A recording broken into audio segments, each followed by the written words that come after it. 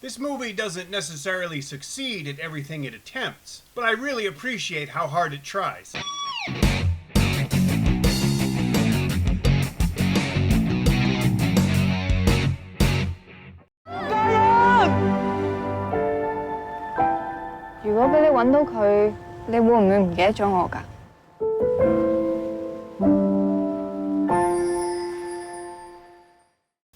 Hi, welcome to the Silver Spleen. My name is Frankie Jupiter, and this is my review of Wong Ka Yan. The majority of the movie takes place in 1992. Wong Yaolam plays Chun Yin, a young man who lives on Peng Chau, one of the outlying islands here in Hong Kong. One day he goes to the movies in Kowloon, and he meets a young woman named Wong Ka Yan. She works in the ticket booth at the Hoover Cinema, which is in fact the Dynasty in Mongkok. After the movie, he puts her on a bus. By the time he gets back to the cinema to see her again, she's quit her job and nobody knows how to get in touch with her. Remember, this is 1992. So Chun Yin decides, perhaps a little stalkerishly, that he will dedicate his life to finding her, even if he has to call every Wong in the Hong Kong phone book. And that's a lot of Wongs. That's all I want to say about the story, because telling more would give some of it away and I don't want to. There's a lot of good acting in the film. Wong Yaolam is entertaining and believable, which is impressive because he's obviously playing well below his real age, but still carries it off.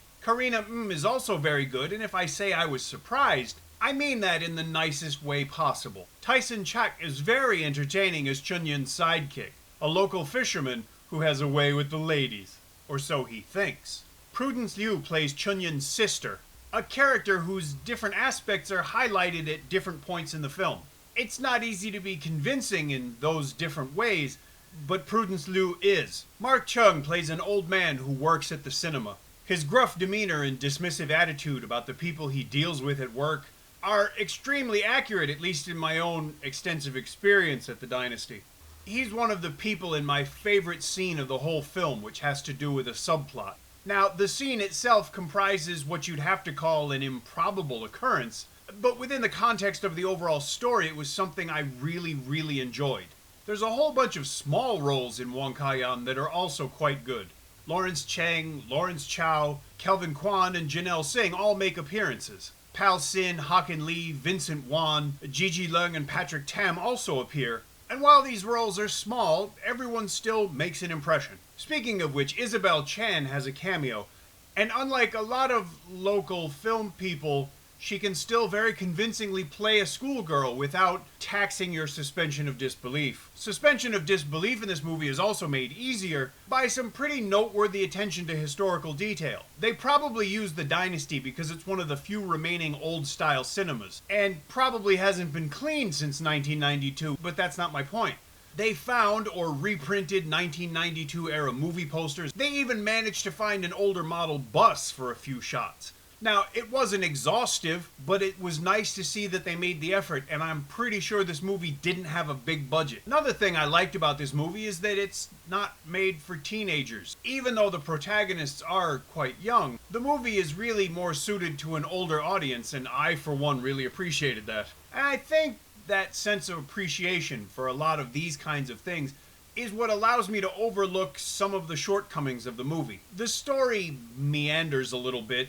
Sometimes characters' motivations or behaviors don't make anything but narrative sense. The emotional climax was, to be honest, badly acted, but part of that might also be a lack of directing experience, because these same people performed well in the rest of the movie. Wong Ka Yan is bookended by scenes that take place in the present day, and while the first one makes sense, the second one doesn't seem to offer much of a rationale, much less a resolution. But again, I think that might be part of the overall intent of the film. Wong Ka Yan is interesting as a film, as well as an interesting film, and I hope that makes sense. It's not always engaging, but I find all of its faults to be benign. I guess I could say that its reach sometimes exceeds its grasp, but I sincerely admire the effort that was made and the fact that they made the attempt. It's a very different kind of local film, and I like the differentness. Wong Ka Yan probably isn't the best movie you'll see this year, but I still think it's very worth watching. So I can definitely recommend you watch this. Go see it in the cinema, support the filmmakers. If you don't get a chance, wait till you can rent it or buy a disc. Do not steal this movie. When it gets released to home video, I'll update the description with a link where you could buy a copy. If you enjoyed the review, please tell me. If you didn't, tell me. If you enjoy the channel, please subscribe. Thanks for watching, and I'll see you again soon.